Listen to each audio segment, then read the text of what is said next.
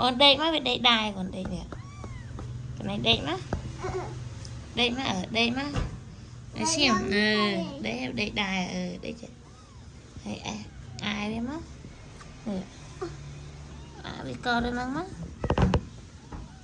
Thì về đây chứ đã có chè gỡ này đã khó bên. Chưa còn này thoáng má nè. Thế nhá thì về đây chẳng ai á. Ai nó mới ai á. Ra đây đái má. Đây con này đã hai đã chưa làm phớt cần ai đây ai cái bãi với đây là này là anh ấy nga bên này đại nhi bên này nè bia mệt đài vậy